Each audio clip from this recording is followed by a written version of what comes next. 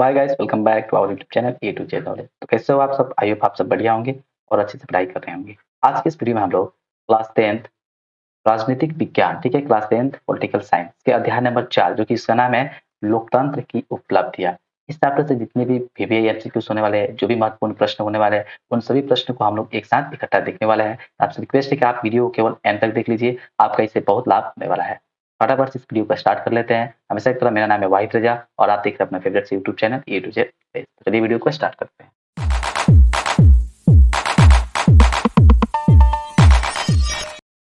देखिए, यहाँ पर आपके सामने प्रश्न आ रहे हैं। ये आपका चौथा नंबर चैप्टर का 1 नंबर प्रश्न क्या कह रहा है? इनमें कौन सा तत्व लोकतंत्र की स्थापना में बाधक नहीं है? इनमें से कौन सा जो तत्व है वो लोकतंत्र की स्थापना करने में बाधित नहीं होता है? ठीक है, तो एक का आपका ऑप्शन में बता दें क्या हो जाएगा? सी। अशिक्षा जो है वो लोकतंत्र के स्थापना करने में बाधक बाधक है। ठीक है, अशिक्षा जो यहाँ पर बताना है बाधक है, बाधक नहीं, बाधक हम है बताना है। तो अशिक्षा जो है वो लोकतंत्र की स्थापना करना में क्या है? एक बाधा होता है। एक का सी राइट होता है। नेक्स्ट आता है हमारा 2 नंबर, क्या कह दिया? ये लोकतंत्र में सरकारें किसके प्रति उत्तरदायी होती है, हमको बताना है। लोकतंत्र में जो सरकारें होती है वो सबसे ज्यादा किसके प्रति उत्तरदायी होती है? संसद के प्रति, जनता के प्रति, प्रधानमंत्री के, मंत्रिपरिषद के। तो दो का क्या हो जाएगा? बी हो जाएगा। देखिए, जब भी चुनाव होता है तो जो हमारे मंत्री लोग होते हैं वो किसके क्या करते हैं? सभी लोगों क्या करते हैं? प्रणाम वगैरह करते हैं उनके प्रति। जनता के प्रति क्या होते हैं? थोड़ा जागरूक हो जाते हैं, उनको सलाह देते हैं, ये करेंगे वे करेंगे। तो वही पूछ रहा है कि जब लोकतंत्र में होता है, लोकतंत्र में सरकार बनती है, उस समय जो उत्तरदायी होता है वो सबसे ज्यादा किसके प्रति उत्तरदायी होते हैं? जो सरकारें होती है किसके प्रति होती है? तो जनता के। जनता के लिए क्या होती है? उत्तरदायी होती है। दो का बी राइट होगा। नेक्स्ट आता है हमारा 3 नंबर प्रश्न, क्या कहा दिया? भारत में किस तरह के लोकतंत्र की व्यवस्था है, हमको बताना है। भारत में कैसा लोकतंत्र है? प्रत्यक्ष, अप्रत्यक्ष, प्रत्यक्ष एवं अप्रत्यक्ष दोनों, इनमें से कोई नहीं। तो बताइए फटाफट से। 3 का आपका ऑप्शन में क्या हो जाएगा? बी हो जाएगा। भारत का जो लोकतंत्र है वह अप्रत्यक्ष लोकतंत्र है। 3 का बी राइट हो जाएगा। नेक्स्ट आता है हमारा 4 नंबर, क्या कर रहा है? विश्व में कौन सी शासन व्यवस्था को सबसे अच्छा माना जाता है? इनमें से कौन सा शासन व्यवस्था है जो सबसे अच्छा माना गया है? सैनिक तंत्र, राजतंत्र, लोकतंत्र, अधिनायक तंत्र। तो 4 का बेसिकली बात है क्या हो जाएगा? ऑप्शन नंबर सी, लोकतंत्र। लोकतंत्र व्यवस्था को सबसे अच्छा शासन व्यवस्था माना गया है। 4 का सी राइट होगा। नेक्स्ट आता है हमारा 5 नंबर, क्या कह रहा है? आज दुनिया के लगभग कितने देश में लोकतांत्रिक विद्वान है? यानी दुनिया का कितना देश है जिसमें लोकतंत्र शासन व्यवस्था लागू है? तो 5 का आपका ऑप्शन में क्या हो जाएगा? ये हो जाएगा 100 देश में। पूरे देश की बात किया जा रहा है, पूरे वर्ल्ड का। पूरे वर्ल्ड में, पूरे विश्व में 100 ऐसे देश है जहां पर लोकतांत्रिक व्यवस्था लागू है। 5 का ए राइट होगा। नेक्स्ट होता है हमारा 6 नंबर प्रश्न, क्या कहता है? कि किस सरकार के कार्यों का मूल्यांकन जनता भय के कारण नहीं करती? कौन सा सरकार है जिसके कार्यों का मूल्यांकन जनता भय के कारण नहीं करती है? तानाशाहों का, राजतंत्र का, लोकतांत्रिक शासन का, इनमें से कोई नहीं। तो 6 का बता दें क्या हो जाएगा? ऑप्शन नंबर सी हो जाएगा। ठीक है, लोकतांत्रिक शासन का मूल्यांकन जनता भय के कारण नहीं करती है। 6 का सी राइट होगा। नेक्स्ट आता है हमारा 7 नंबर प्रश्न, क्या कहता है? कि किस सरकार में चुनाव नियमित रूप से होते हैं? और किस कैसा सरकार, यानी कहा कैसा सरकार है जहाँ पर चुनाव नियमित रूप से किया जाता है? लोकतंत्र, राजतंत्र, सैनिक तंत्र, गैर लोकतांत्रिक। तो 7 का आपका ऑप्शन बता दें क्या हो जाएगा? ऑप्शन नंबर ए सही हो जाएगा, लोकतंत्र। ठीक है, लोकतंत्र के सरकार में चुनाव जो थे नियमित रूप से होते हैं। चलिए नेक्स्ट क्वेश्चन देखते हैं क्या कहता है। नेक्स्ट क्वेश्चन आता है हमारा 8 नंबर, कह रहा है किस सरकार में फैसला लेने में विलंब होता है? वह कैसे सरकार है यहाँ पर फैसला लेने में सबसे ज्यादा विलंब होता है? तो 8 का आपको बता दें क्या हो जाएगा? 8 का आपका ऑप्शन नंबर डी हो जाएगा, इनमें से कोई नहीं। यानी इनमें से कोई ऑप्शन ही नहीं है। लोकतांत्रिक भी नहीं होगा, गैर लोकतांत्रिक नहीं, तानाशाही भी नहीं होगा, कोई दूसरा होगा। तो 8 का आपका ऑप्शन नंबर डी राइट हो जाएगा। नेक्स्ट आता है हमारा 9 नंबर प्रश्न, क्या कहता है?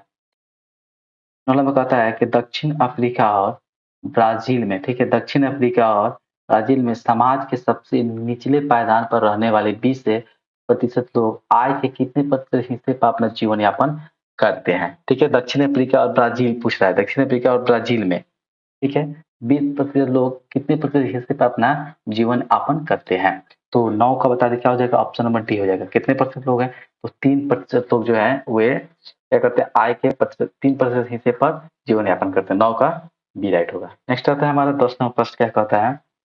10 नंबर पूछा गया है कि लोगों के बीच नियमित संवाद की गुंजाइश किसमें बनी रहती है? किससे व्यवस्था बनी रहती है? लोगों के बीच नियमित संवाद की गुंजाइश इनमें से किसमें बनी रहती है? तो लोकतंत्र में बनी रहती है। ठीक है, लोकतंत्र याद करिए। 10 का सी राइट होगा। नेक्स्ट आता है हमारा 11 नंबर क्या पूछा जाएगा? लोकतंत्र में फैसले लिए जाते हैं।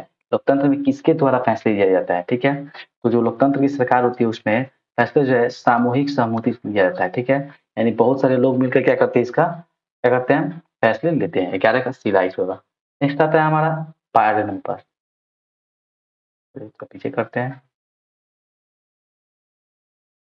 हाँ लीजिए 12 नंबर प्रश्न आगे क्या कर रहा है? इसके फैसलों में व्यक्तिगत पूर्वाग्रहों की अधिकता रहती है। ठीक है। किसके फैसले में व्यक्तिगत पूर्वाग्रहों की अधिकता रहती है? तो 12 का आपका ऑप्शन में क्या हो जाएगा? सी हो जाएगा गैर लोकतांत्रिक। क्या हो जाएगा? गैर लोकतांत्रिक में क्या करती गैर लोकतांत्रिक फैसलों में व्यक्तिगत प्रभाव की अधिकता रहती है। 12 का सी राइट हुआ। नेक्स्ट आता है हमारा 13 नंबर प्रश्न क्या कहता है? 13वें प्रश्न को पढ़ते हैं। इनमें से कौन सी एक बात लोकतांत्रिक व्यवस्थाओं के अनुरूप नहीं है? इनमें से कौन सा बात है जो लोकतांत्रिक व्यवस्था के अनुरूप नहीं है? 13 का बता दें क्या हो जाएगा? ऑप्शन नंबर डी बहुसंख्यों का शासनमा। ठीक है शासन। बहुसंख्यों का क्या शासन जो क्या है वो लोकतांत्रिक व्यवस्था का अनुरूप नहीं है। 13 का डी राइट होगा। नेक्स्ट आता है हमारा 14 नंबर प्रश्न क्या कहता है? निम्नलिखित में कौन सा गुण लोकतंत्र से मेल नहीं खाता है? इनमें से कौन सा जो गुण है वह लोकतंत्र से मेल नहीं खाता है? जी तो बताते हैं 14 का आपका ऑप्शन क्या हो जाएगा?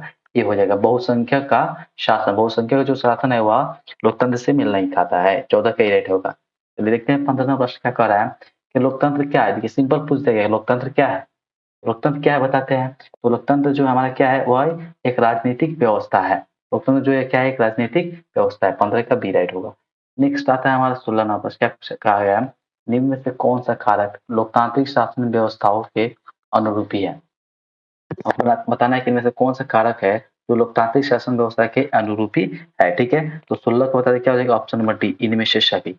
विविधता में सामंजस्य, उत्तरदायी शासन व्यवस्था, लोगों का शासन, ये सभी जो क्या है वो लोकतांत्रिक संस्थाओं के शासन व्यवस्थाओं की अनुरूपी है। 16 का डी राइट होगा। नेक्स्ट आता है हमारा 17 नंबर प्रश्न क्या कहता है? पूछ दिया गया है कि निम्नलिखित किस देश में लोकतंत्र की स्थापना अभी तक नहीं हो सकी है? यानी बताइए वो कौन सा देश है जहाँ पर लोकतंत्र अभी तक स्थापित नहीं हुआ है? आपको बताना है। तो 17 का आपका बता दें क्या हो जाएगा? सी हो जाएगा म्यांमार देश में। ठीक है। म्यांमार देश में लोकतंत्र की स्थापना अभी तक स्थापित नहीं हो चुकी है। और हम लोग जान चुके हैं कि 100 ऐसे देश है जहाँ पर लोकतंत्र की स्थापना हो चुकी है। कितने देश? 100 देश। और म्यांमार एक ऐसा देश है जहाँ पर अभी तक लोकतंत्र की स्थापना नहीं हुई है। 17 का सी राइट होगा। नेक्स्ट आता है हमारा 18वां प्रश्न क्या कह रहा है? तो वर्तमान समय में किस शासन व्यवस्था को सर्वाधिक लोकप्रिय माना जाता है? कैसा शासन व्यवस्था जहाँ पर जिसको सबसे ज्यादा लोकप्रिय माना जाता है? इसका ऑप्शन बी राइट हो जाएगा। ठीक है। लोकतंत्र 18 का बी राइट। लोकतंत्र को सबसे अच्छा लोकप्रिय व्यवस्था माना जाता है। 18 का बी राइट होगा। नेक्स्ट आता है 19वां प्रश्न क्या कहता है? निम्नलिखित में कौन सा कथन लोकतांत्रिक शासन पद्धति के संदर्भ में सही नहीं है? इनमें से कौन सा जो कथन है वह लोकतंत्र के संदर्भ में सही नहीं है को बताना है। तो 19 का आपका ऑप्शन नंबर ए रहा होगा। तीव्र आर्थिक विकास दर। तीव्र आर्थिक विकास दर जो है वह लोकतांत्रिक शासन की पद्धति में सही नहीं है। 19 का ए राइट होगा। नेक्स्ट आता है हमारा 20वां प्रश्न क्या कहता है?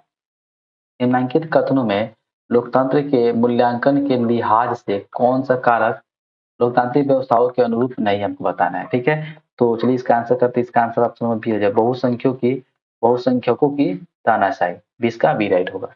नेक्स्ट आता है हमारा 21वां प्रश्न क्या कहता है?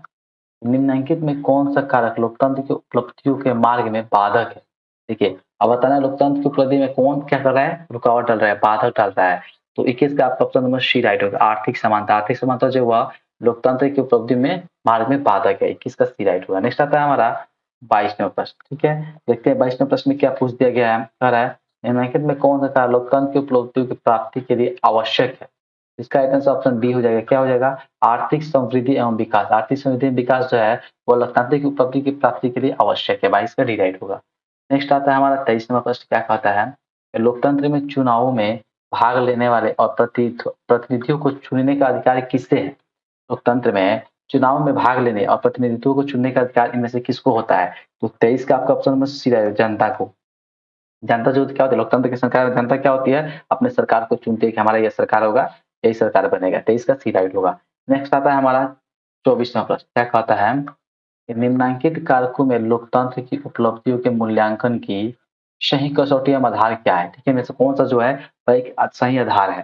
तो 24 का आपका ऑप्शन नंबर बी रहेगा उत्तरदायी शासन व्यवस्था। उत्तरदायी शासन व्यवस्था जो क्या है वो सबसे सही आधार है। 24 का बी राइट होगा। नेक्स्ट आता है हमारा 25वां प्रश्न क्या कहता है?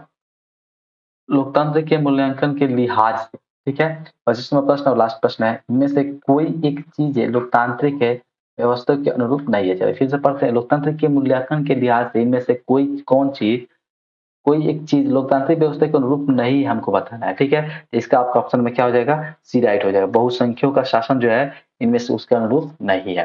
तो ये थे आपके अध्याय नंबर 4, ठीक है? इसके 25 क्वेश्चन और आज से इससे पहले जो आपके क्या है 3 चैप्टर है, उसका भी हमने ऑब्जेक्टिव क्वेश्चन वाला वीडियो बना रखा है और इसका एक अलग प्लेलिस्ट बनाकर उसमें हमने वीडियो को रख दिया है। यदि आपने उन सभी वीडियो को भी नहीं देखा है, तो फटाफट से उसको जाकर देख लीजिए और इस वीडियो को देखने के बाद यदि आपको कुछ भी इससे लाभ हुआ तो प्लीज़ इस वीडियो को लाइक कर दीजिए और अपने दोस्तों में इसे फैला दीजिए ताकि वो भी इस वीडियो का लाभ उठा सकें। चलिए मिलते हैं एक ऐसी इंटरेस्टिंग और इम्पोर्टेंट वीडियो के साथ, तब तक के लिए पढ़ते रहिए। जय हिंद, जय भारत।